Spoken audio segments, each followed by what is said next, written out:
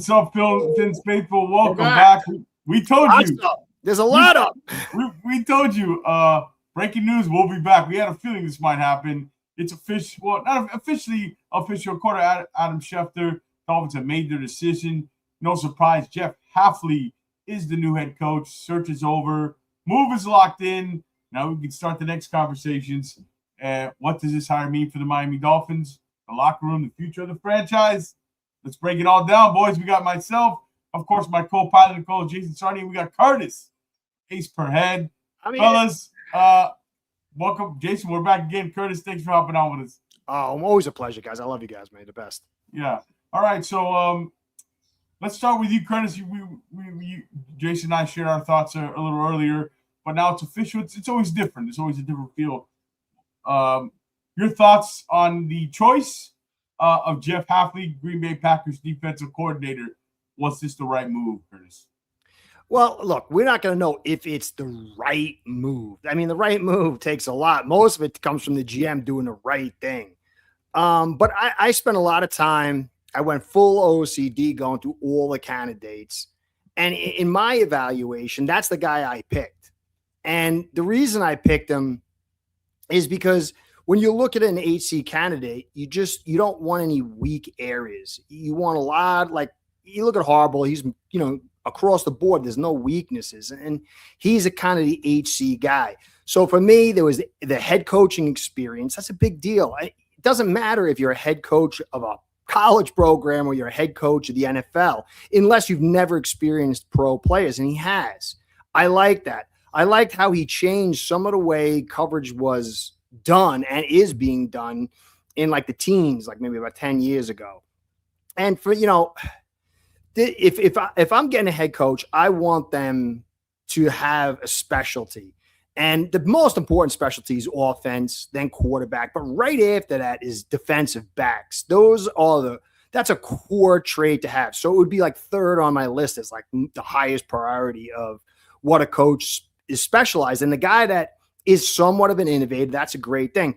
And then lastly, I'm a nice guy now, but I wasn't a nice guy at one point. I like to fight, and I had issues. So anytime when you fight somebody, you would want to see how their eyes presented.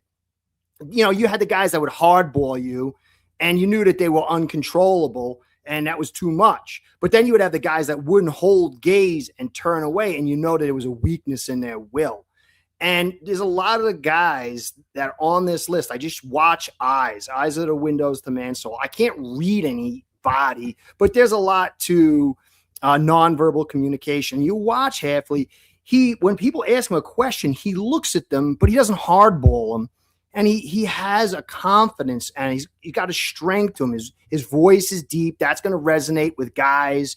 There is a show. There's a kabuki theater when you're a leader. And, he's not the biggest guy, but he is a tough guy. Watch him talk. He has a strong personality. He believes in himself.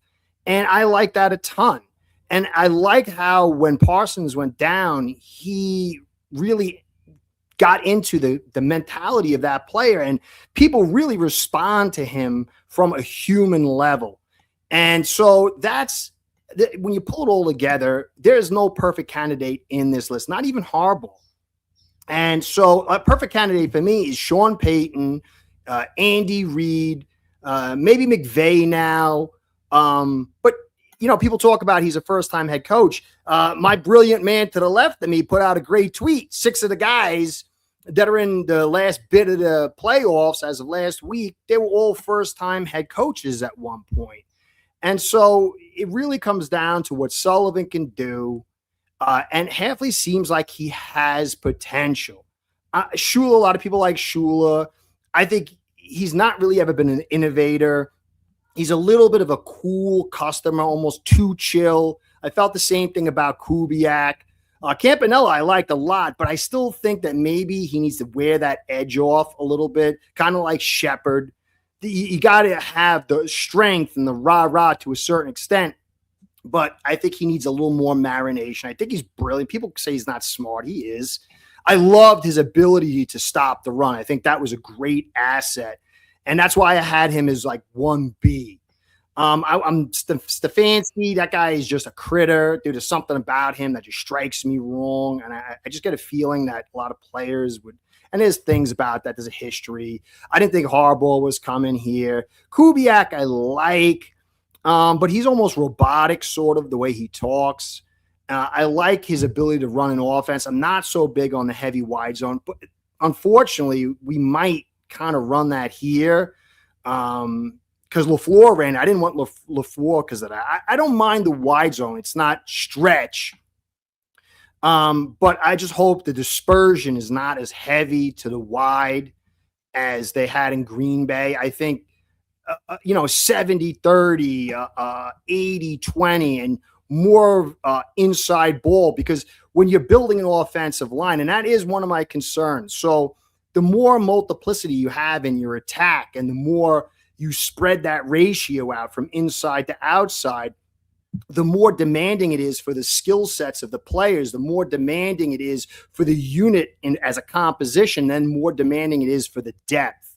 And so my one concern would be is that we get a little too much like Green Bay's offense. I don't know. I'm hoping not. Some elements I like, but I'm hoping we're more towards the inside duo, gap type style, and then you don't have to have these super quick and big guys, which is a difficulty. But in the end, I think it was Mr. Sarni again, maybe had said, talk about staff. And so what can you do with staff? And that's another thing that I liked a lot about him as a head coach.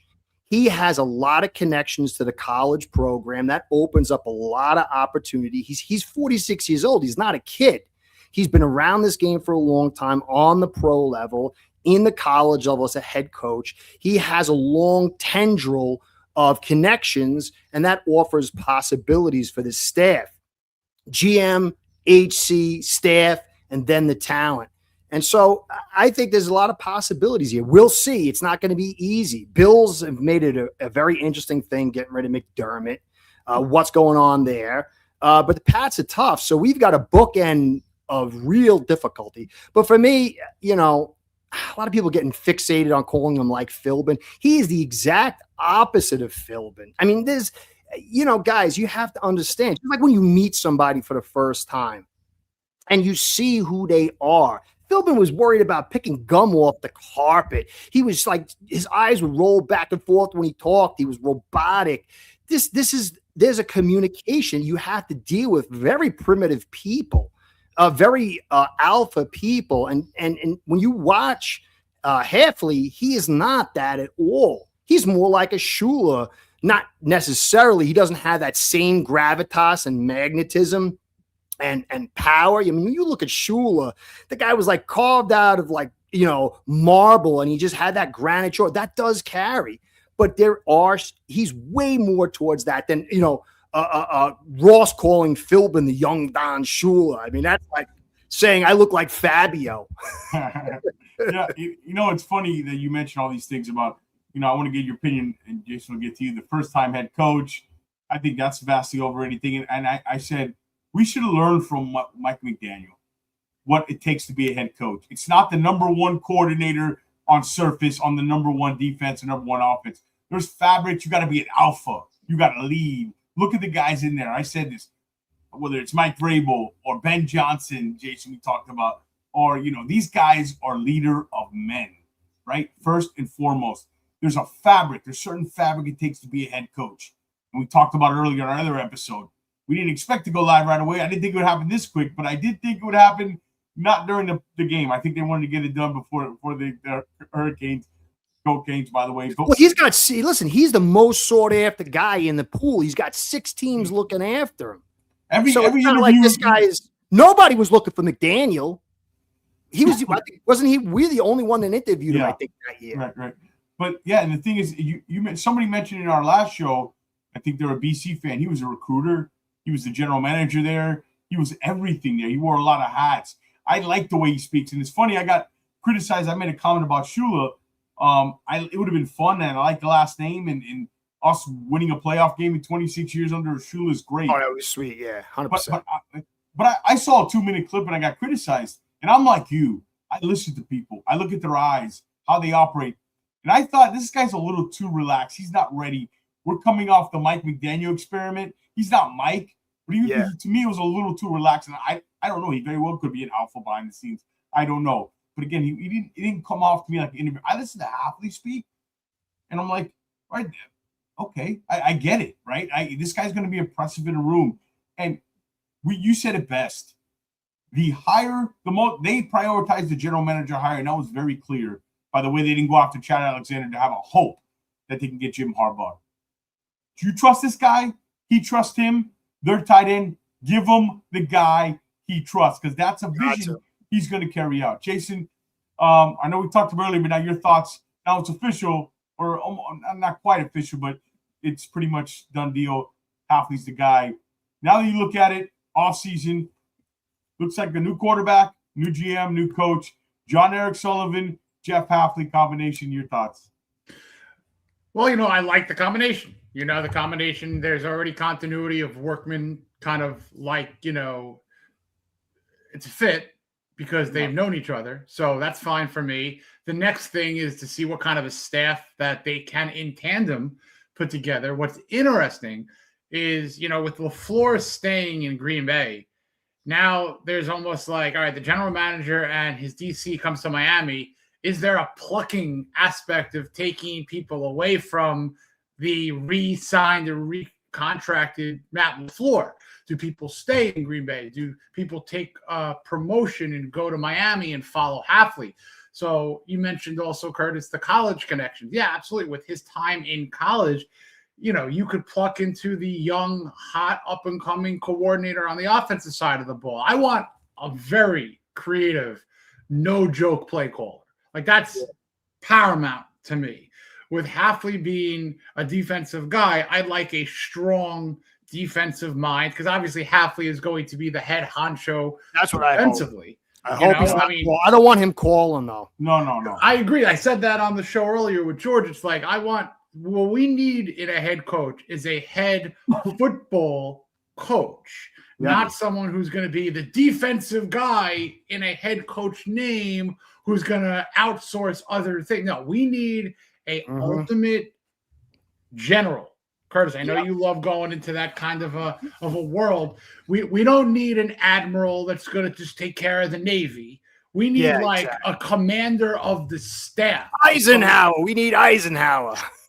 Exactly. Like, you need a president, a commander-in-chief, and not just handling 1/3 of the phases of football. For me, you keep Craig Ackerman. That's number one. I mean, there's no need to get rid of him. Obviously, Hafley's going to go through the internal interviews. I mean, is Bobby Slowick going to stay around and maybe get promoted to be an offensive coordinator?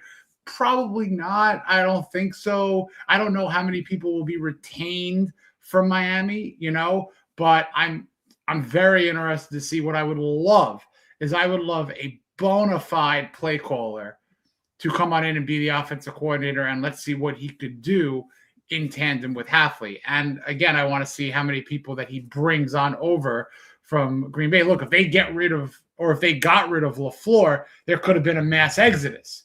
Now, I don't necessarily think that there's going to be a mass exodus, maybe a couple of defectors, I wouldn't want a mass exodus, because I don't want to control what they do. I'd like to like this has to be a John Eric Sullivan and Jeff Hafley in tandem. Let's build the best staff for what this team already has and how we're going to go into free agency and the draft to fill in those holes. Now, Hafley, you mentioned, your affinity in defensive backs. It would be very interesting to me is if they go with one of the top 2 cornerbacks in the draft. Probably. You got Mansour, you got McCoy from Tennessee. You got 2 viable ones at 11. You got edge rushers galore in that number 8 to number 20 pick slot, like 3 or 4 of them. And that's a lot for one position in like top 20 picks.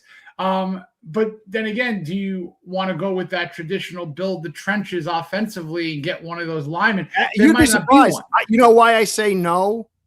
Because if we don't go offensive lineman in the first round, you're going to find out if Sullivan's good or not very quickly.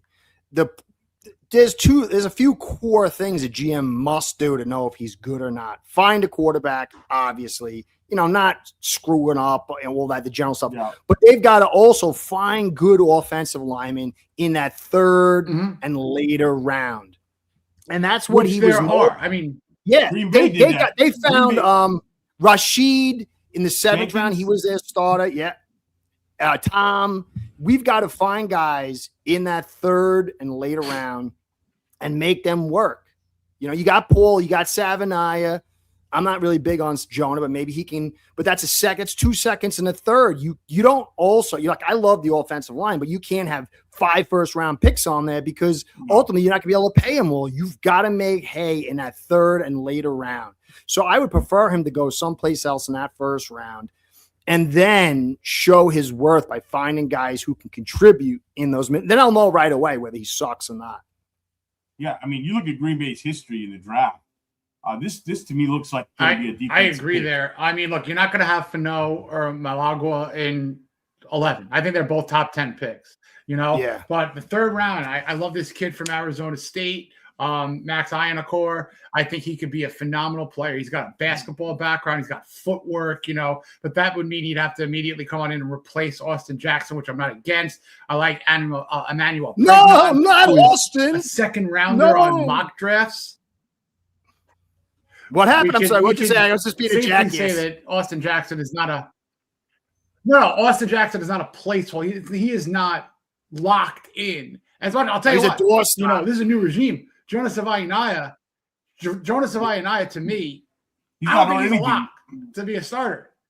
You know what I mean? If they find a left or right guard who outplays him, you got to do your best to fill your best 5 offensive linemen. So Emmanuel Pregnon, an interior offensive lineman who could play right, if you want to put him there, sure. If you want to put him at left, if you draft him, but he's a late first round guy, early 2nd round guy. I think he's a guy, Pregnon, who's going to shoot up the board. So if you're Sullivan, you have a lot of options to appease a guy like Hafley, whether it's defensively or offensively in the draft. I'm curious to see who comes in free agency. You're going to find a lot out about that because the Dolphins might not be a hugely desirable team for a free agent to say, all right, let's go buckle down and fight for a championship this year. No, we're broke. They're not. They're not. But you might have a 2nd-tier free agent group that defensively would like to play for Hafley. So if you got guys coming on and buying into a potential coach, that's something that we're going to have to see in March. So the jury is still going to be out on Hafley. Look, I tweeted just before. I have faith in Sullivan. I'm going to give the benefit of the doubt to Hafley, but there's a lot of things that have to happen in the next 5-6 months before you could even start judging, before you could even start getting to game action where you're going to judge every freaking play like everybody on social media does. And I'm not so bummed out about the second half crumble against Chicago. I mean, look, how many teams have crumbled in the second half against Chicago? You know what I mean? It's one game. You can't look at that. You got to look at the body of work. Shula was, what did we say last week? Oh, Shula didn't have a good game. This week, let's get Shula because they had a great game. It's a snapshot. It's a snapshot. Well, that's the problem with social media. It drove me crazy as I was sick, coughing my brains out. After every game of a coach moving up or down, the decision on a head coach is not made, as we lost Curtis for a minute, is not made off one game. It's made off a body of work and resume and connections with people. It's not, it's not just in you talked about the draft, Jason. You look at Green Bay's history, they draft a lot of defensive backs, a lot of edge. They're not afraid to take a linebacker high. Curtis is coming up, but he's gone again. We'll get him back up here. They're not afraid to do that. And you look at, I'm curious to get Curtis's opinion on the offensive line because you said Fano might be gone. I think there's a chance he's there at 11. I think Moaga definitely out of the question. That guy, I mean, if he's there, it's someone you have to consider. Oh, yeah, 100%. His teammate as well, Lamu, the other tackle. He replaced Fanu on that side, actually. But as I was watching those guys, they're a little light, but man, the footwork and the ability to mirror the edge and the kid. I think Clown Prince, my brother, brought it up on last episode. We talked about David Bailey, another edge who's going to be in that range. You watch Lamu against Texas Tech. He's got right. You watch them against each other. Lamu won that matchup. Lamu, the tackle. So again, but Curtis's point, we'll get Curtis back on here.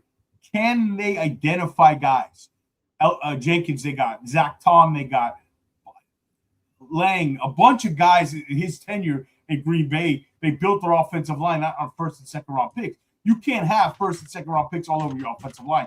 You can have a couple, but not, excuse me, not all of them. Let's talk about the coordinator. Adam Stanovich is their former. He's kind of their off. Was he their kind of? He didn't call offensive plays. Coordinator. Yeah, I don't think he's a play caller. He's not a play caller. Yeah, well, Flores he's the not a play caller. It's kind of like how Frank Smith was. He's not a play caller. So I'm out. I'm out on that. Yeah, but I need a play caller.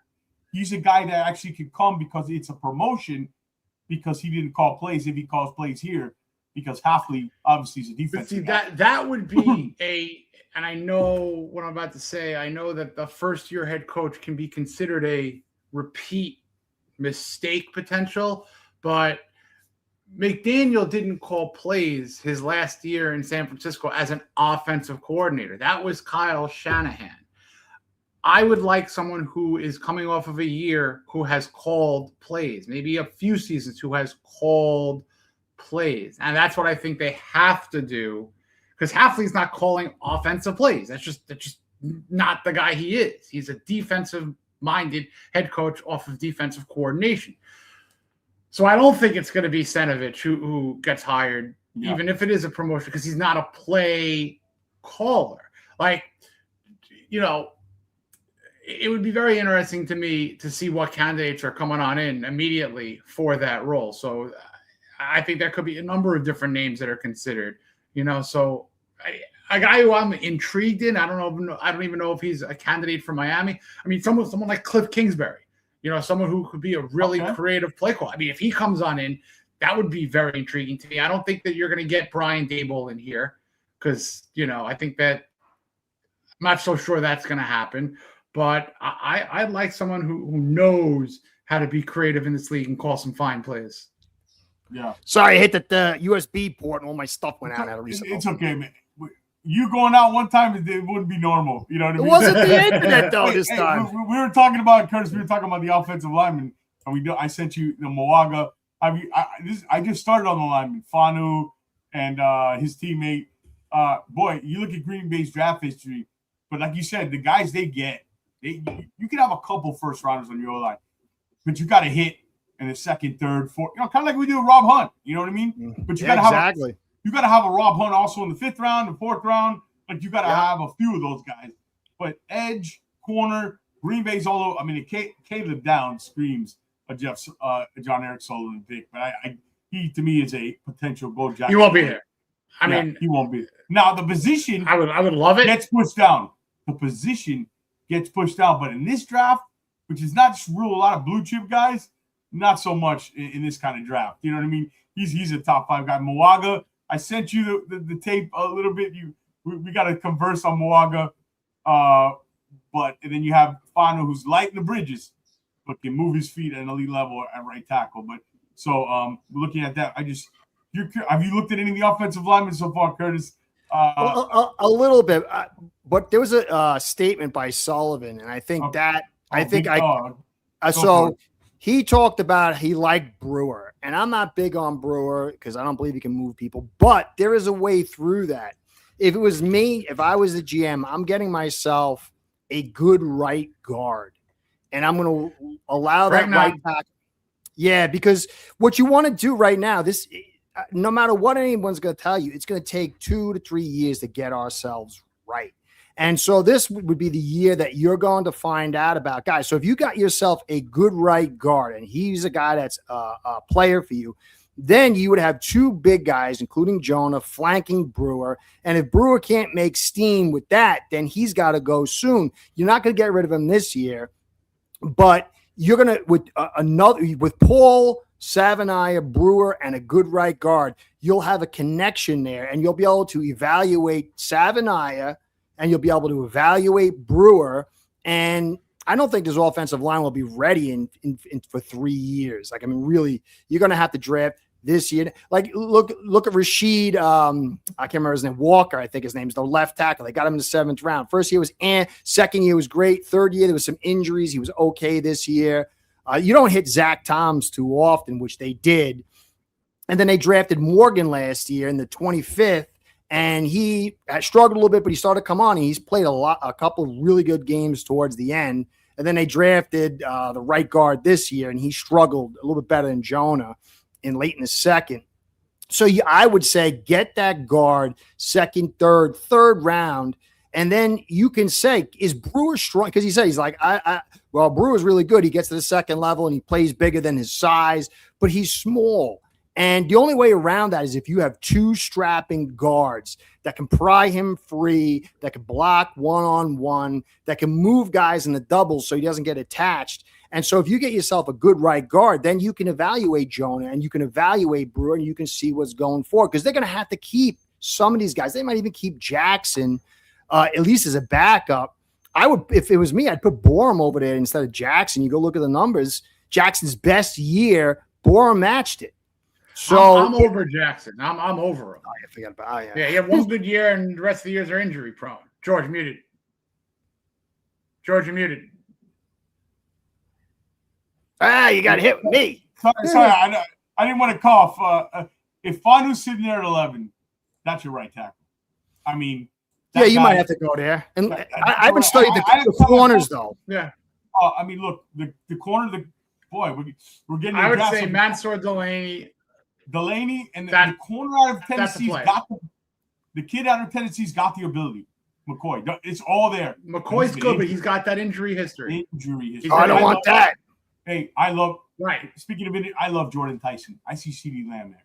When I watch Jordan Tyson, I see CeeDee Lamb. You're getting my veins. I'm getting red. I'm pumped up here. And stay tuned for Thursday, the Fitz Faithful War Room. We got a former NFL scout evaluating players with us. I can't wait for that. I'm going to be watching that with my eyes glued. But there's that linebacker is pretty good too, man. Tony Styles. Tony Styles from Ohio State. I was going to say he to me, he's a Green Bay kind of guy. Yeah, you know what I mean? And he would help Brooks out a lot. I would say watch out. He's a name I'd watch out for early on.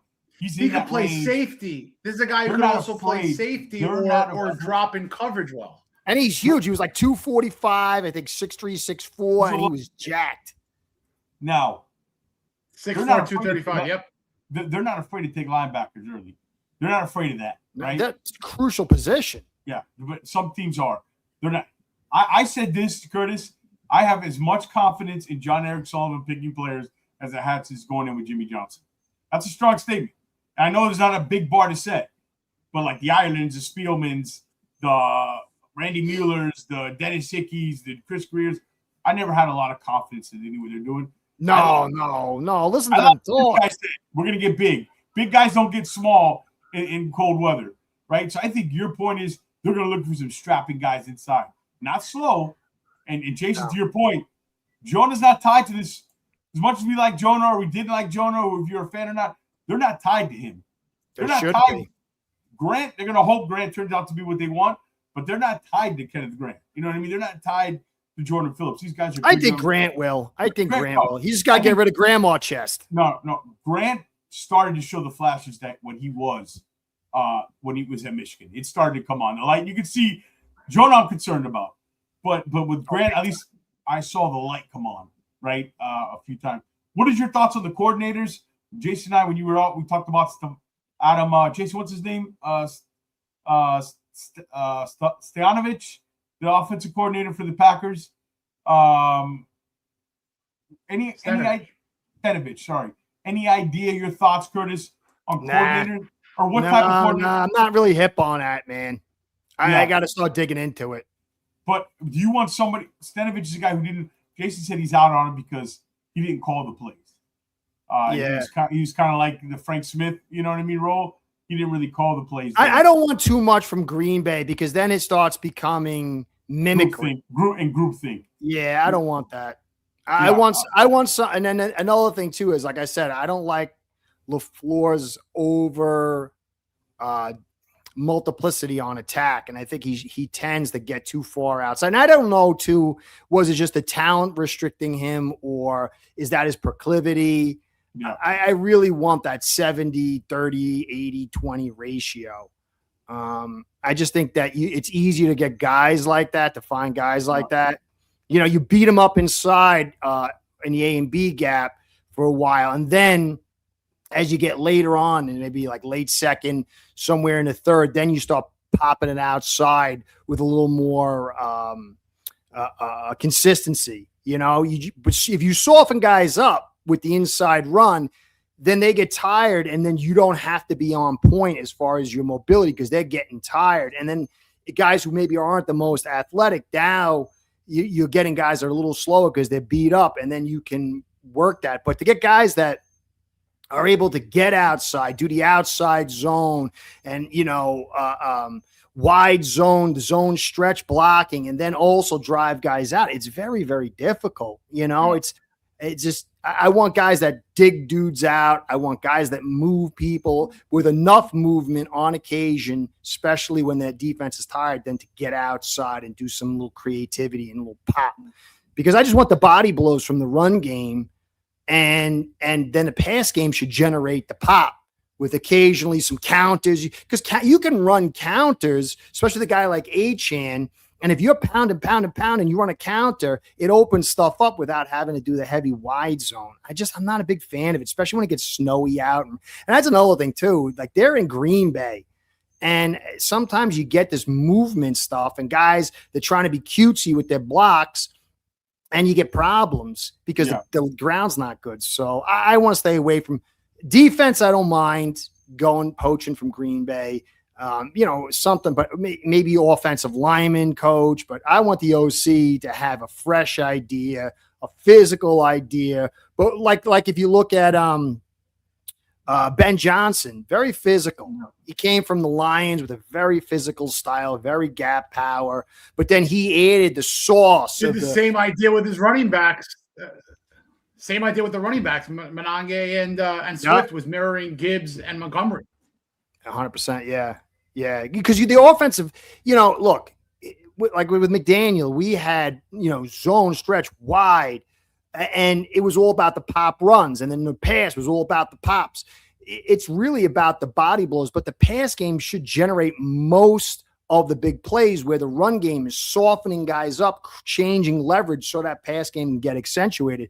So I want someone with a different idea to bring a new vision, something different to the table for Sullivan and Hafley to consider. Yeah, shout out to David Fisher. What's up with amazing graphics? Had to see what's up. David, big on Dolphin fam, huge on Twitter. Believe your face. All George on those graphics, David. And thank you so much, David, and everybody in the chat. Jay Charles, shout out to Jay Charles, who's I believe a member of the channel. That's what the green means. Jay, thank you so much. Eric, Balaki, Jake, everybody in the chat. We're having 2-a-days here. Boy, I'm getting over the sickness, and we're coming back strong with 2 in a day. Everybody in the chat, make sure you subscribe to the channel. Thursday night, 9 p.m., Finn's Faithful War Room. It's our draft coverage starts. We will have a former NFL scout who has a really interesting take on Francisco Mendoza. We're going to miss that. Plus, get his thoughts on the Dolphins, where they pick around 11. Curtis, you talk about violence, and that's all I see in this playoffs. Violence. Right? And you heard John Eric Sullivan talk. He believes in controlled violence. And every time I watch the games, I thought of you. There's a bunch of turnovers, but there's also big plays and violent plays.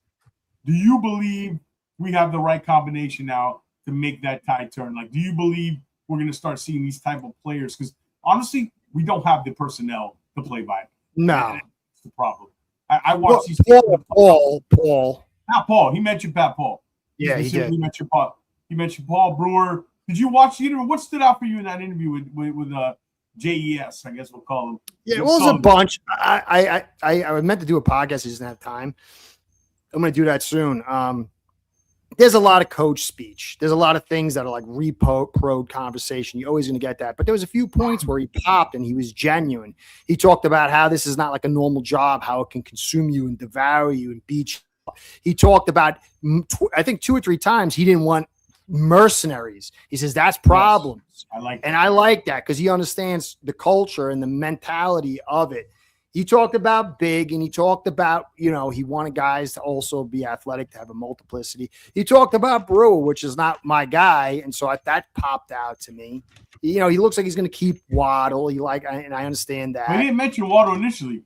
Yeah, he forgot. I don't know if he forgot, but he wanted to get bigger at all positions.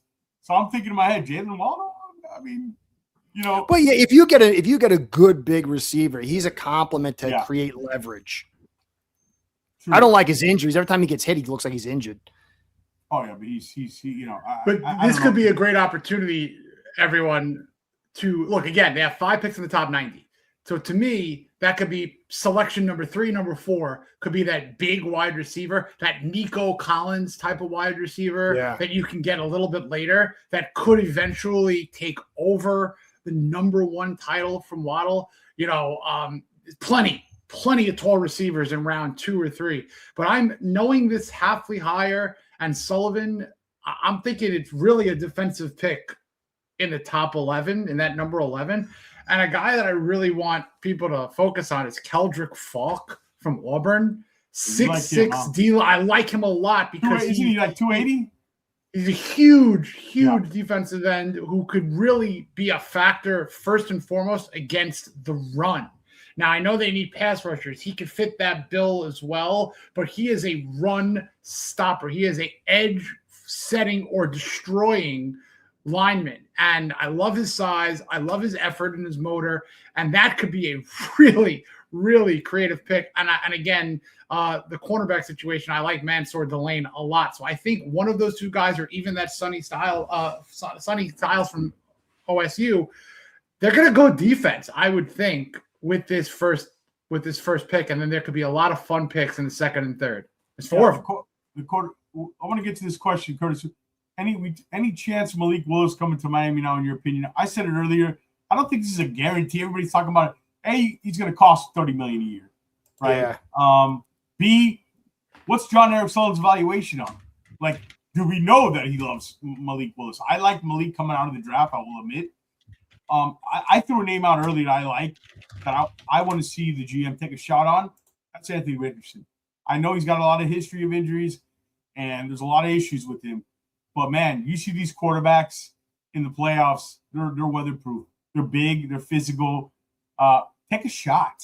It's a lotto ticket. You know what I mean? In the draft, in more of the middle rounds. But your thoughts on it, Malik Willis. Hey, he's the player. Do you think it's a realistic chance that he comes along with the Green Bay package? I don't know. I hope not. I want to get something fresh. You got Ewers. I think he's at least a backup. I want to draft a guy later in the rounds, 3rd rounds, see if you can find something there. And then I want to go get the big guy in 2027. We're really tight on the cap. We're going to have to cut guys, move guys. We got to do a cap purge first. We got to do a roster purge first. People on that, and that's not going to be a problem too. Sullivan and Hafley are coming here. This team is no bueno. And they're going to I think they're going to take a step back. There's going to be a lot of guys. I think he talked about how they have free agents. I think we have one of the most free agents in the league. And you look at a lot of the guys that he's still here, and they're not guys you want to keep here. Jonah, is he going to be anything? Jackson, is he going to be anything? Chubb, you're going to have to get rid of him. You're going to move off Hill.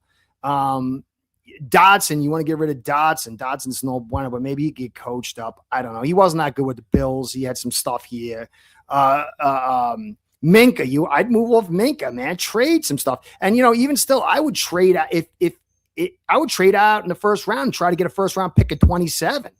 If the quarterback year is 27, hey, take that 11th pick, move back, find yourself a guy. You'll get some stuff this year in the mid rounds to show what you're worth. And then you go get your 1st round pick next year. You got 2 1st round picks, and that pick could be a big pick because we're probably going to suck. So for me, there's so much. If you want to build through the draft, I wouldn't want to overload this draft. This draft, some people are hot on, some people are cold on. I think every draft can find stuff, but you don't want to overstuff a draft. And next year, we really don't have a lot of extra. So trade yourself back, get 2 first-round picks. Whatever you're doing, you're going to put yourself in position to have a bad season this year, and it's your mulligan year.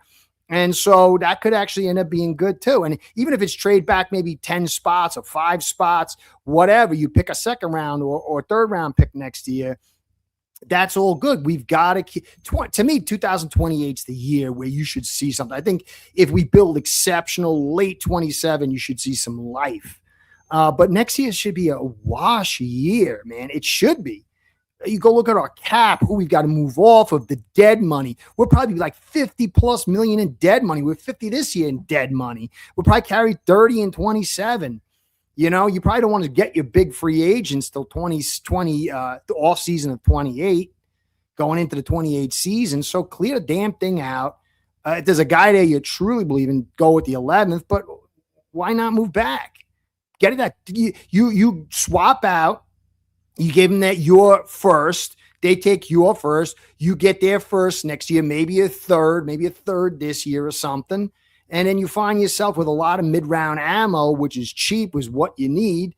And if you're really the GM that you're saying, or we're hoping, then you should make, hey, I would want more of it next year because we got a glut and there's only so many good players. And this draft is not like a rave, according to some. I got to go through it. So I would do that. You know, I think that more picks is the wise way to go. So we'll see. I don't know. Jimmy Johnson used to collect these call them lottery tickets. The more he would have, people forget, he would have 3 or 4 third-round picks. He took Kareem Abdul-Jabbar in 96 in the third round, but he also took a corner named Dorian Brew right after. Back-to-back. 70. I never forget. I love Kareem Abdul-Jabbar. Back-to-back. Pick 79 and 80. But when you have 3 of them, your chances go up to hit on. Yep. And that's as simple as that. And that's what Greer's biggest problem was. If he had been smart, he could have loaded this team up for a generation. But he was just a schmuck. Yeah, in this draft. That was overall, his 2020 downfall. With the stock of pick, he screwed the pooch on that. Yep. No, I agree. And the thing is, too, is you talk about everybody's talking about size, the receivers. There is and in the Packers usually, where do they go? And I know they took Matthew Golden last year, but usually second, third round, they go a wide receiver heavy. And you want to talk about rebuild? That's one. They drafted a lot of receivers lately. This draft, one position fits what the Dolphins need. You can rebuild that wide receiver room with size in this draft. There's a bunch of guys, not only in the first round, the second. There's like Jason, you love Jaden Higgins. There's like 6 Jaden Higgins in this draft. You know what I mean? There's a kid, Malachi Fields from Notre Dame, 6'4". Chris Bell, Surratt, a touchdown every 6 passes. Surratt, 6'2". Yep. Yeah. All these guys in the first round. Like you can rebuild Lane from USC. Yes. I'm always a big proponent of draft when a draft has a certain position that has depth and is strong. Put your hand in that cookie jar and grab one. So that's my opinion. Finns draft a couple big receivers. McDaniel, they'll try them. So they passed on McDermott. They go half. This looked like it was in the bag already. What's next here now? Filling out the staff, heading into I guess free agency in the draft. But Curtis, I know you got to get out of here pretty soon. Yeah. I think is it official now? Is it official? Let's see. It's official. Yeah, I mean every major news guy reporting it. It's official. Yeah. So I got to go do my podcast. All right. So final thoughts, Curtis, on the hire, and we'll let you out of here. It's going to take time. 3 years, late 27. We should see coherency. We should see discipline. We should see guys getting moved off. We should see a cap purge. We should see a terrible season next year. But there should be fight. There should be physicality. And it's going to take at least, I would say, 2 years to really gauge this, unless he really wets the bed. And you could tell because Flores had it that, close to the season. But, he did have fits. That's a huge piece of the puzzle. But a good coach should be coherent as things go on. So time, we got to be patient. I already see people freaking out. out everywhere. Oh, they're freaking out on it on Hafley. I couldn't. I don't know who do they want. Yeah, they wanted experience. Experience is vastly overrated. How many guys in this last show? How many guys who got experience it didn't work out? Because what? Robert Saleh? You want Robert Saleh? I mean, that's going to move the needle for you just because. Well, because the San Fran defense played well. Again, it's a snapshot. They don't understand. Fans, I think, sometimes don't understand what the fabric of a coach was. And I can't believe they don't understand it after Mike McDaniel. What was lacking was everything. And everybody brings up Brian Flores was an alpha, true, but you also have to be a communicator.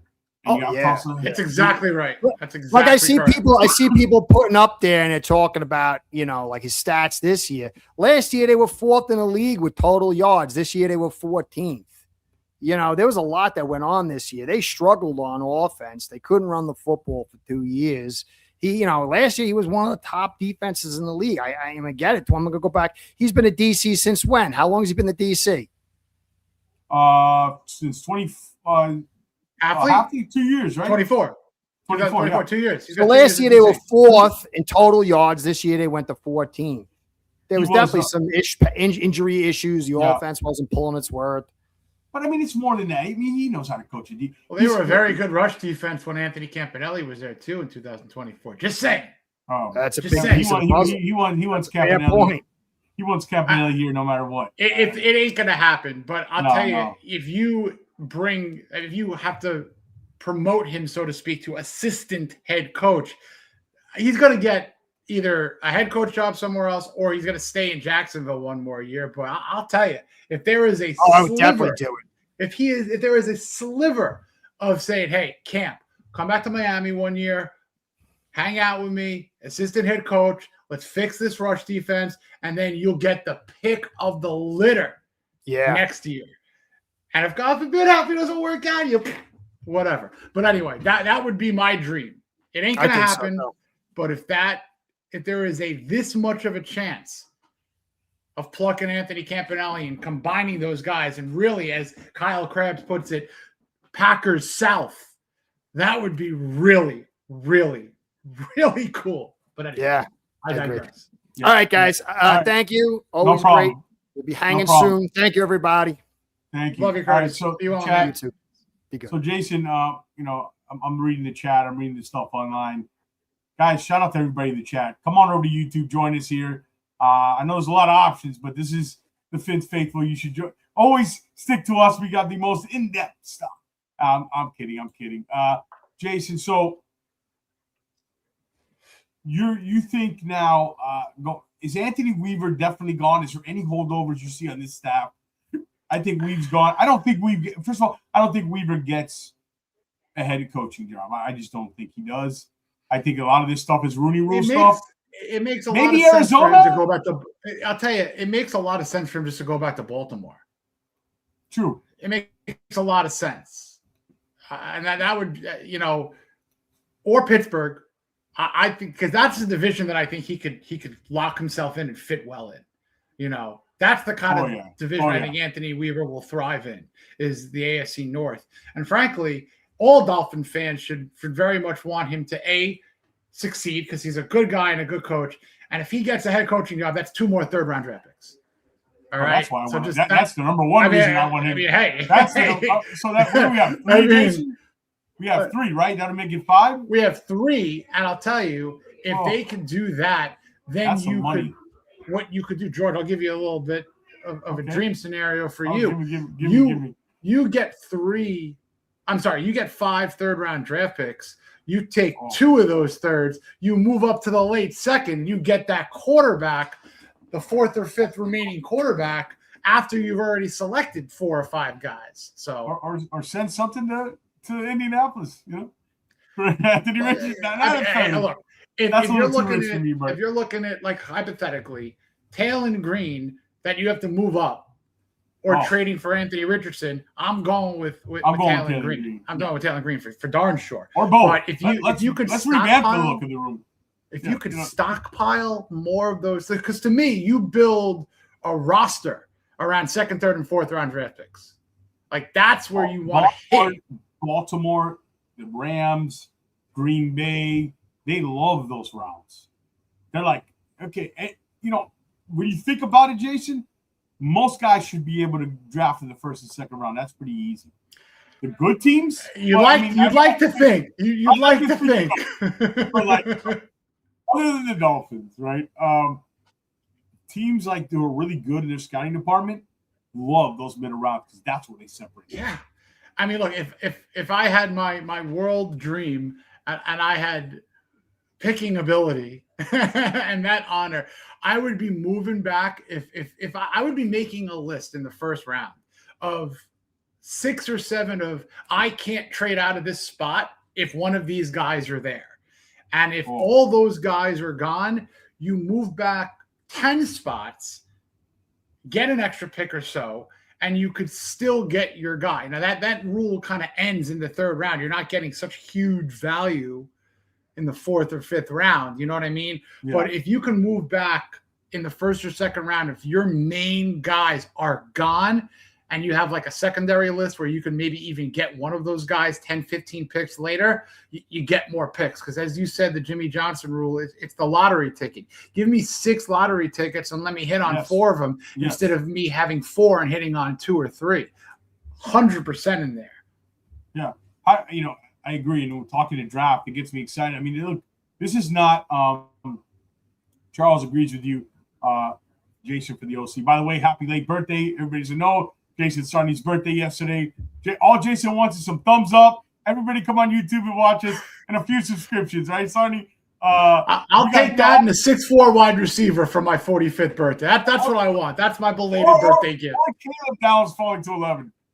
Listen, I could take a couple of different options with this whole draft. This is the season. Forget Christmas. Tis the season for me. I love draft season. These next 3 months are War Room, baby. The Finn's Faithful War Room is extension of the Finn's Faithful podcast. We decided it's our war room. What we love to do. The big board's getting cooked up. I've already been. This is just on Spencer Fanu right here. 4 games. Pick up anything up here. Let me see.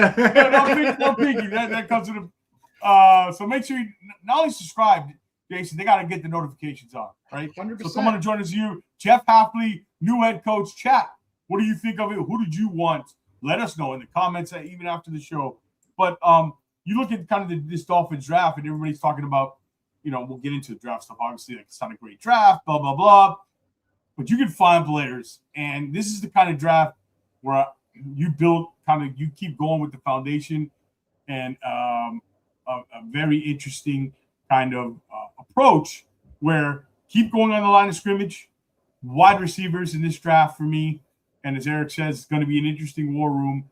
The real Dolphins war room, different. Absolutely.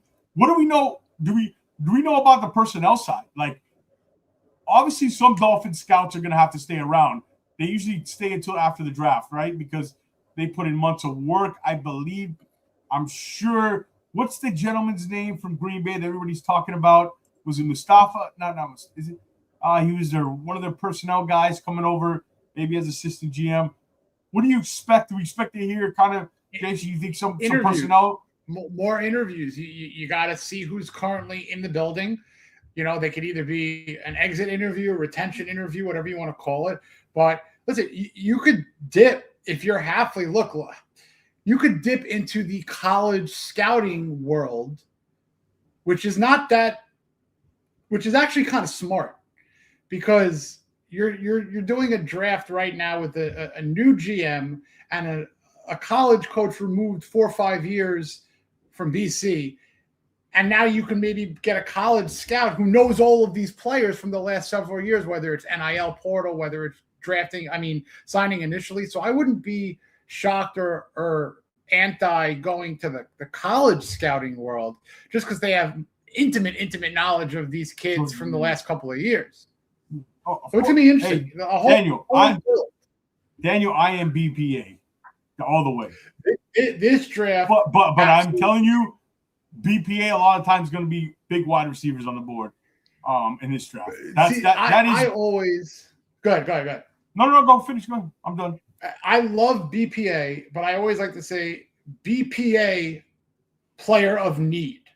So if you're looking at like Jeremiah Love, or Caleb Downs, I'm going Caleb Downs. You know, the better player might be Jeremiah Love. I don't know about that. It's close. You know what I'm trying to say. You know what I'm saying. I get you. And you also always have to ask yourself, Daniel, what can I maybe get 30 picks down the line that I'm not going to be able to get right now when that BPA comes up? You know, so wide receiver in this class, like I don't want a 5'8", 5'10" speedster who might be the best player available at 11 or 43 or whatever it is. Yeah. You can get a tall wide receiver because that's what you need, anywhere from like number 40 something to number 90 something, you know. But are you going to miss out on an interior offensive lineman? Are you going to miss out on a cover corner press man coverage guy who can play the boundary? Because I don't think you want a nickel corner. You got to get a lockdown boundary in this draft. And that's a Delane. That's a McCoy. You know what I mean? There's versatility there, but you want an absolute outside, bona fide lockdown boundary corner. No big wide receiver. Right. I don't. You're in the minority there, Eric. Shout out there. You know what I want, Eric? I want a 50-50 ball won by a big wide receiver. I want to fade into the back of the end zone where if it doesn't hit a 6'4" wide receiver, it hits little Johnny in the first row to take home a souvenir. I know you got to give back the balls, but you know what I'm trying to say. It's like you need a big wide receiver, and Nick Westbrook-Ikhine ain't one it. Sadiq, the tight end at 11, Sarni. I know it's a new regime. I know it's a new regime. Dolphins regime has never, ever drafted a first-round tight end. Never happened. Oh, you're right. I meant big one. Okay, now it makes sense, Eric. Oh, my bad. We got to get the comment in there or something. No. Don't worry. We'll put a disclaimer edited. Eric meant my bad, Eric. My bad. To the big wide receiver. Yes. So, yeah, it's going to be interesting. This is going to be interesting. I like what they've done. Again, I know people are a little afraid of the Philbin stuff and the Green Bay stuff, but I think this is the guy all along for them. I think John Eric Sullivan mentioned, as Daniel said, I just think John Sullivan means BPA, not Chris Spears BPA. Okay, I'm going to get to that before I get to my point. He did say in that interview with Travis Wingfield, who, watch out for that name, Travis Wingfield. He did say in that interview that you build your board subconsciously with your needs in mind. So, like, you don't draft for needs, but your board is built, and you go best player on your board, and you subconsciously line it up to your needs, and most teams do. So that's interesting, Daniel, when he did say that, but I thought it was an interesting point he made. But as we look now, moving forward. This particular draft, go ahead. They need everybody. They need everything. There's nothing off the table. You can make a point for every position. Except running back and quarterback in the first round. Well, I mean, you can even make it for running back. He wants size at that position. Like, I mean, Ollie Gordon didn't show me enough. Ollie Gordon, honestly, towards this year in the regular season, looked a lot like a guy who's indecisive again and slow making cuts and reads and vision. I trusted Devon A-Chain up the middle way more, and Jalen Wright by the end of the season than I did, Ollie Gordon. So, yeah, I mean, so your thoughts here now on the duo, right, Jason? The duo. We went into the offseason with a lot of questions. We talked a lot about who's going to be the new general manager and the coach. We have it. Do you think they made the right choice here with this duo? No one's going to know definitively. Today, tomorrow, next month. So everybody from us two, from Curtis, from any other show out there, with all due respect, we're all taking guesses or making our own personal bias assessment before anything. You cannot make a judgment right now. So I'm going in, as I tweeted earlier, I'm going in with an open mind, with the confidence that the 1-2 battery, in baseball, you got a pitcher and catcher. That's called the battery. In football, this battery of new GM, John Eric Sullivan, new head coach, Jeff Hafley, they have a clean slate. It is a zero net start. There is nothing to judge right now. You will start the judging process with the staff build. That's number one. Then you're going to next go with how they handle the not just free agency outsourcing, who they might keep in. Will there be contract extensions? What's going to happen leading into the draft? How are they going to handle April, the draft process? How are they then going to go into how they handle their training camps, right? Because training camp from our standpoint was very country club like the last couple of years. A lot of fun, a whole lot of fun. I don't want fun. When Don Shula came to Miami, the days of going in the pool were over. I'm saying this kind of like, metaphorically, yes, Larry Zonka and the crew before Don Shula were taking swimming breaks. Don Shula didn't allow that shit. So if now there's a new regime coming in and it's harder, the practices are harder, the summer is harder. You know what would be easier? Going up to New England in December, going to Buffalo in January. That could be easier. If you have a very difficult summer, you could have a very much easier winter, if that makes sense. So we can't judge a thing right now. And I'm happy about that. I'm excited about that. And thank you, Eric, for the subscription. Appreciate you. You're muted, George. Muted. I don't usually do the mute thing, and I'm starting to realize why everybody does it. This is why I don't do it. Thank you, Eric, for the subscription. And everybody, I mean this, we got a lot of good stuff coming up. And there's a lot of work behind it. I know there's a lot of different shows to choose from, but I'm telling you, you're not going to want to miss this one. Here's just a couple games on a player. Someone screenshot that. We got to read those notes. No. And there's going to be 150 of those. So we put in the work here. We appreciate it. Jeff Hafley, the new coach, John Eric Sullivan, the new GM manager. We shouldn't be surprised. Let's talk a little about the Canes tonight, man. We talked a little bit of that's a big game coming up in a few. Nick, how do you like this game? Give me a prediction of the Canes game. Mendoza, it's interesting. The Cuban kid from Miami went to Columbus High School. The U is back. I got this feeling, man. This U offensive line, that defense, to me, it's a lot to handle for an Indiana team. This is a different level of size they're facing. I think the Canes got a real good shot here. I know they're not favored, but I think they got a real good chance, Jason. I think it's a very enjoyable game that we're all going to watch coming up. I think that, look, if you're putting money on it, I'll say the Canes cover. All right. So I don't know if you're getting the Hurricanes win, but I really do think it's going to be a close battle. You got two authoritative general type coaches, a lot of pro potential in these players, of course, to look at. And I'll tell you what I'm going to want to see, or what I would hope for. Jeff Hafley is at Hard Rock right now, probably checking out the digs, checking out the office. Ruben Bain. I would take in the Natty, hang out, and then maybe be that shadowy guy after the game to go tap Jason Taylor on the shoulder and be like, "Hey JT, hey JT." You're not gonna let that go, huh, Zarni? Looking for a D-line coach. How about this? Tell me about Ruben Bain. Ruben Bain's a 4th, 5th overall pick. You think so? I you know what's funny? He's a guy who can fall a little bit, Sonny. I mean, I really do believe that he doesn't look the part. Not sometimes that gets to people and how you will test. But man, he's a hell of a football player. I mean, he plays. If you going back to Jason Taylor, if you want to call, one of his pupils, Bain is that. You know what I mean? So I don't think he's dropping to 11. Bain will not be there at 11. I think he's at worst, Throw in your questions, guys, in the chat. I mean, look, Eric's got a great question. Do the Browns pass on him? Well, they took Mason Graham last year. So they weren't afraid. Read this question. I do not. Look, you need – gentlemen, do you think our new GM trades up for Mendoza? No, I do not, because this is a exorbitant cost if that happens.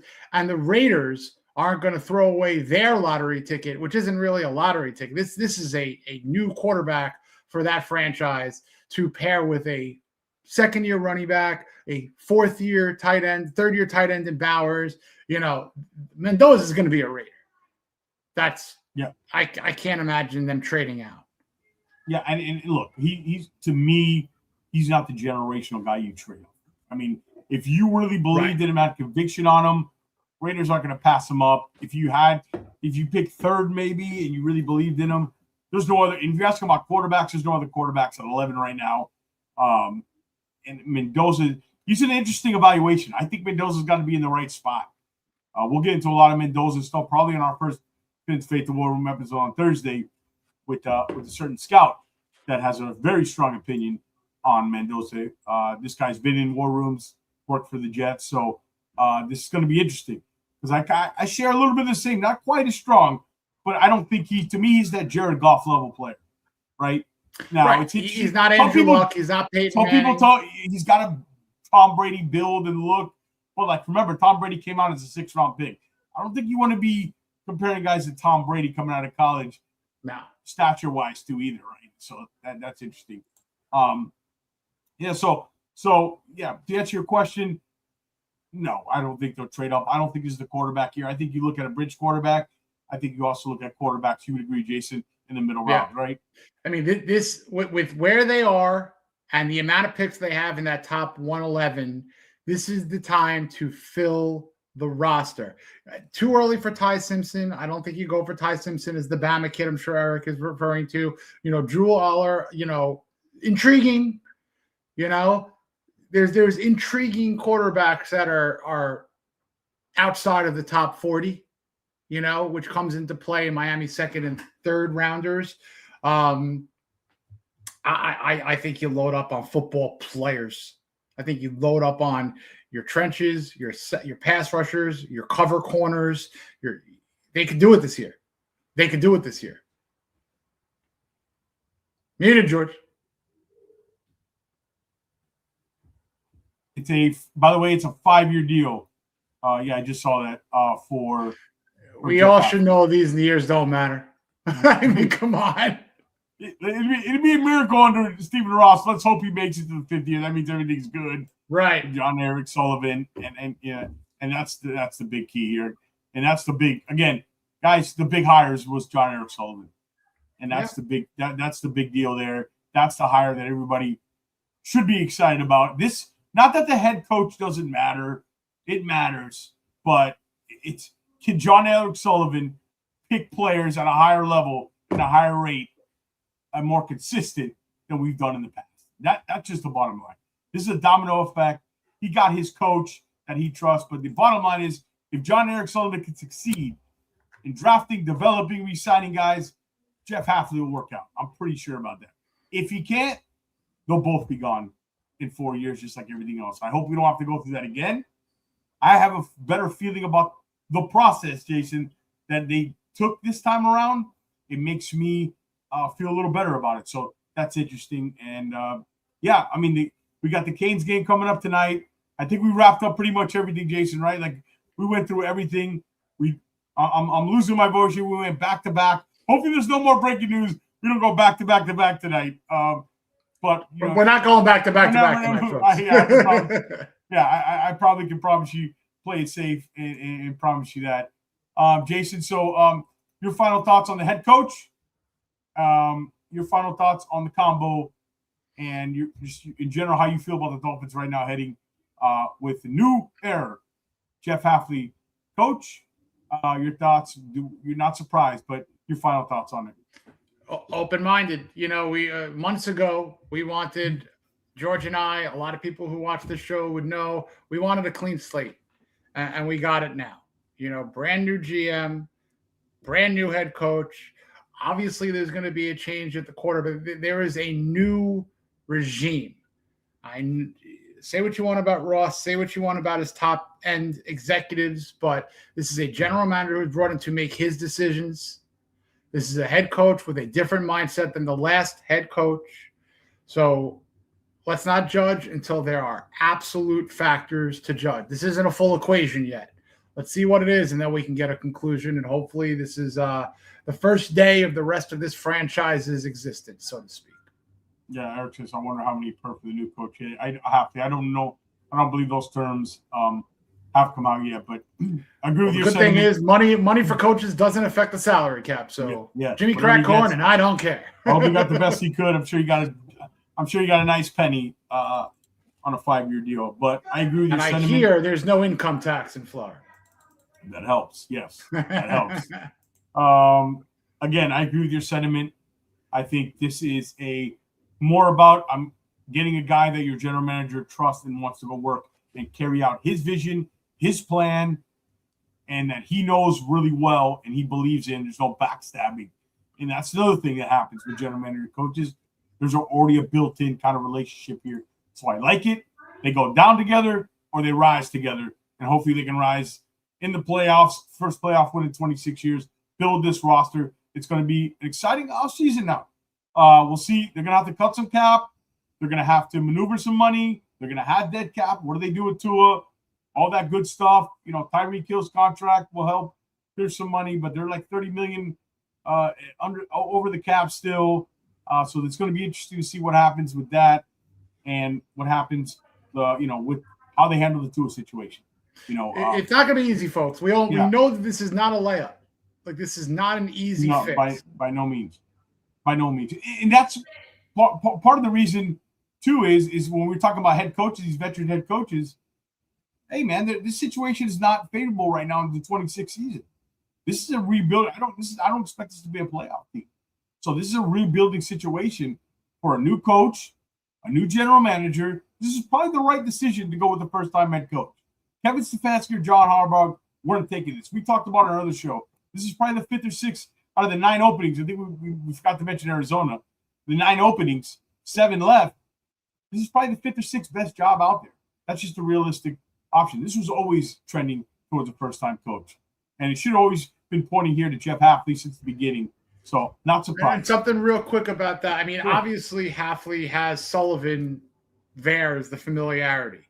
He very easily could have said, you know what, I'm going to interview for my other jobs this week, and then I'm going to come back to you. But he didn't. Again, it's a two-way street. He turned down, essentially, future interviews with the Titans and I believe the Raiders. So this is where he wants to be. He has faith in Sullivan. Sullivan has faith in him. I like this battery until the wheels. Yeah, hey, until the wheels fall off. We're on a road to hopefully change. Hopium. But again, you can call it that. But I like Sully. That's all I can say. I'm a personnel guy through and through. And what's up, that Dolphins Realtor? How you doing? Shout out to him. Hope everything's good, brother. Appreciate you joining. Yes. Hope you are well, my friend. Yes. Great dude. Hope everybody, there's a lot of health going around with everybody. I went through a scare myself recently.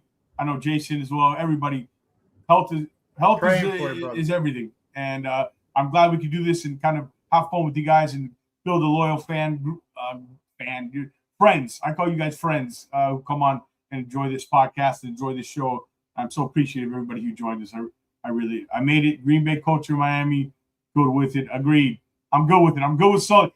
I like the general manager hire, so the rest was good for me. Again, Ross listened.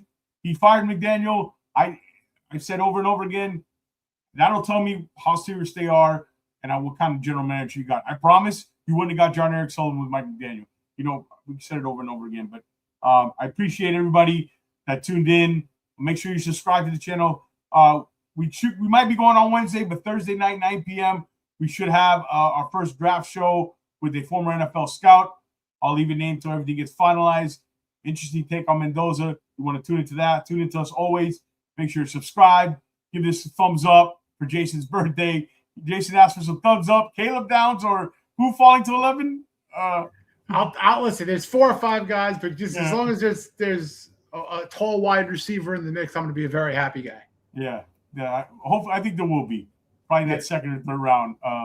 And Taylor Green would be nice too. So I appreciate you guys tuning in. My voice, boy, we went from no shows in 2 weeks. Well, I did a couple solo shows, but quick ones. But we did an hour earlier today. Check out that episode too. A lot of great stuff in that episode. Yes, not crazy with the pick. Okay, hey, what's up, Jorge? Shout out to Jorge. You share a lot of people's sentiment on it, but again, give it time, give it a chance. Listen to him speak.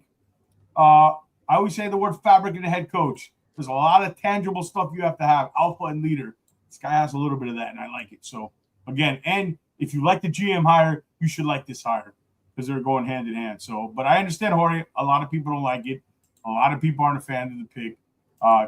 Twitter was going crazy with Sullivan and just a bunch of coaches this week. One playoff game, it was driving me nuts, Sonny. One playoff game, somebody did well, and he's the next big thing.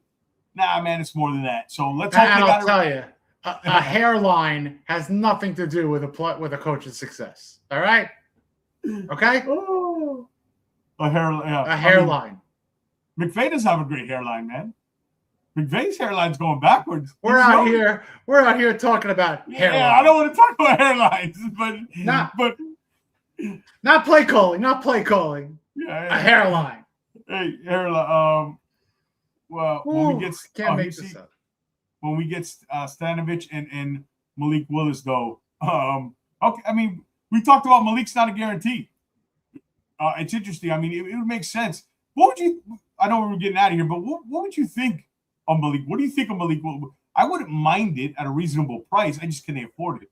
That with the money scenario, is it a home run guarantee? Probably not. But if there's a good deal that could be drawn, I am very much intrigued with bringing Malik on to compete with Quinn. You add another later pick in the draft, and then you have a viable room. Absolutely. But will other teams outbid the Dolphins? And will Malik want to come on board and play knowing that there's a guy in Quinn Ewers who could be the starter? So let's see. I'm all for it. I'm all for the potential. 50-50 right now on if that would happen. But I agree. I agree there. Hell of a bridge quarterback with high potential to compete. And I like competition. I think you beat Quinn Ewers. But yeah, I will say this. Compete. I was a big fan of Malik Willis coming out of the draft. Like Malik, I think he brings some athleticism, some arm talent to this position. He's familiar with the coach. He's familiar with the general manager. Now, we're not 100% sure they're huge fans of his yet, right? Just because they were there, right? Like, I mean, but again, forget about Malik Willis, the quarterback. What did they do with, remember I talked about Anthony Richardson? What did they do with Malik? They took a shot. They traded for him. They say, they identified this guy. Okay, Tennessee's on the outs, or that's where he was, Tennessee, right? Yeah. He's on the outs, but we like his talent. We probably evaluated in the draft and liked him.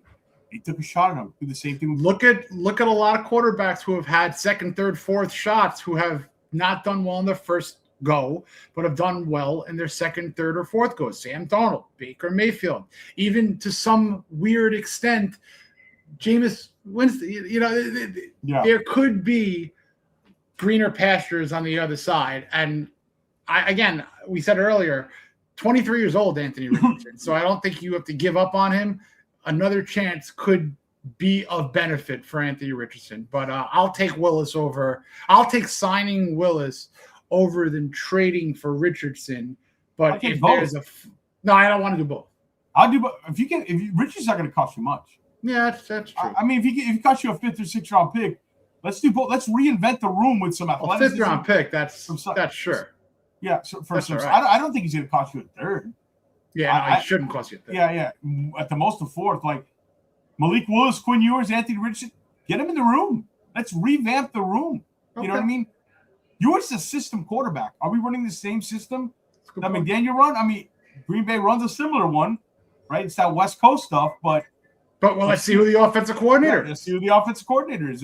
That's all coming. You know, who the offensive coordinator, who they're going to retain.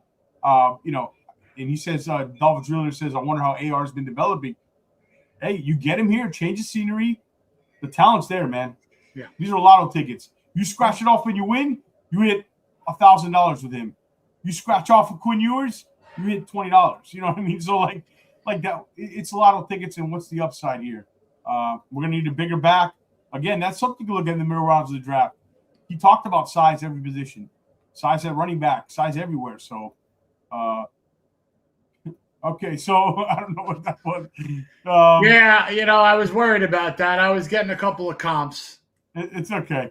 It's all right. good. Everybody gets the hairline is a little bit. Yeah, everybody gets a good comp. I don't know. Keep them away from the Miami clubs. All right, let's get out of here. Sarnie, everybody, that Dolphins Realtor, everybody in the chat, Eric, thank you guys so much. Enjoy the Hurricane game tonight. Hopefully, we'll open up the U with the victory. Jason, you resemble a new coach. Well, maybe there's a connection there. Richardson, we can't get out of here. They won't let us leave, Sarnie. They won't let us leave. But we appreciate you guys. Rich hire 2 years. Mike, what's up, buddy? Tony, we're serious because it costs nothing. Tony, yes. That's why we're serious. And who do you have at that position? We're not saying he's going to be the next guy or the second coming. No, we're not. They have one quarterback in the room right now. They got one. It's a 7th rounder. And an undersized, small guy that doesn't have arm strength. Let's get some traits at the position. 23-year-old. Look at that 5th rounder. Sure. Sonny, look at look. How many times I got to say this? Look at the quarterbacks: Allen, May, Darnold, big guys, big athletic dual threat. Quarter. The league is going to a power running game and play action. Get used to it. He comes with some guaranteed money. Hey, everything's renegotiable. Have you not seen that? Everything's renegotiable. Let me throw this out here, and we're trying to get out of here. But chat, if you have any fun. Chat, load us some of your last questions. Because I kind of want to watch a Hurricane game too. We'll get out of here in a minute. Yeah, you guys should be, as soon as we're done, you guys should be focused on going on watching the Hurricanes game after this. What was my point about Richardson? I just lost. I had a great point. Dual threat. Okay. How about this idea? Tua Tagovailoa to the Colts. We eat most of the money. We take back Richardson. We throw in a 5th round pick. What creative? What do you guys think in the chat? What do you guys hate that? To indoors. Indianapolis is in a dome, correct? Who's in their division? Sorry, who's in the Colts division? I'm horrible. Titans, Texans, Tennessee, Jaguars, Houston, Jaguars. No cold weather teams, and all their home games are in the dome. They take a chance on the quarterback. We got to eat money. We'll take a chance on your guy. Different, big, fast, athletic, arm strength. Injury prone? Again, Tony, this is not, I'm saying he's the answer. He's just a shot. You take he's shots. A person in the room. This is not a 17-game start. Pat Riley made a living on buying low on guys. Tim Harbaugh. You know what Pat Riley? Yeah, exactly. Yeah. This is what you do. The Florida Panthers identify guys, their GM identify guys that are in situations where they believe they can bring them over and enhance them to more. Green Bay did it with Malik Willis. How many quarterbacks did they develop in that's what great teams do. Dolphins haven't done enough of that. Right? They haven't moved off guys when they need to, and they haven't go and buy low, high risk at that position. Right. Go ahead, Jason. You going to say something? No, I'm in agreement. So, Chad, I don't know if you like that idea. Tua, we eat most of the money. We're gonna have to eat the money anyways. You're gonna lose it on dead cap or releasing him, or you eat most of it. Maybe save $5 or $10 million. We'll take back Richardson. We'll even give you a 5th round pick. I'm in it. I like it. I'm in it. I'm in for it. And you drafted a Drew Aller in the 3rd round. Rebuild the position with size, strength, athleticism. You need that at that position. All right, you just can't be Quinn Ewers. All we got is Quinn Ewers, if I'm not mistaken, right? In the room. Well, until Tua is either traded or cut, yes, Tua is in the room, but it is very much. I mean, the writing is on the wall. You know, John Eric Sullivan is being interviewed in the walls of Hard Rock Stadium and did not mention the quarterback. He mentioned 5 other players. He didn't mention the quarterback. So that's a tell. Oh, he's gone. That's a tell right there. He's gone. I don't think they'd want him here. They wouldn't want him here. I don't think they'd want him here anyway. No. All right. This is new. This is a whole new thing. There's a whole new thing. It's going to be fun. So stick with us. Make sure you subscribe. We're going to get you covered with everything with draft. We'll see you Thursday night at 9 with our first Finn's Favorite War Room show. Make sure you subscribe. We appreciate you guys. My voice is exhausted. I just put up the thing before we get out of here. George's going to get some chamomile tea for the Canes game. Yeah. There you go. That's how well we are. Yeah, Didn't even know he was going with T right now. We're on it. I need something. I need a little Dolphins. Stop breaking news today, please. Enjoy the game, guys. Enjoy the Canes game. Thank you guys so much. Again, Jason, happy birthday. Thank you guys. Thank you for hopping on again, Jason. I know you were busy, a little tired, and we the commitment here at Finn's Faith. We appreciate it. All right, guys. We're fighting through it. We're fighting through. We had 2 days, so I can promise it's not a 3-day. That I can promise. Unless Tua gets traded. We're gonna close the book on the night and enjoy some football. Go Indiana. Come on, Eric. Go Canes. Give me a final score prediction, Sarni. 31-28. I'm sorry. But the Indiana? Hoosiers. 31-28 Hoosiers. I'm going to go 31-23. The U. That O-line. I'm rooting for the Canes. The O-line, the size, I think, we'll see. They got to get to Mendoza. Canes cover. Thank you, Eric. Thank you, guys. All right, we're out of here. For Jason Sarni, for myself, stay safe. Enjoy the Hurricanes game. Guys, thank you so much. Make sure you subscribe to the channel. Follow us. We'll be back on Thursday night, potentially Wednesday night. Stick with us. Thank you guys so much. Have a great night. Fins up, everybody. Fins up. Stay safe.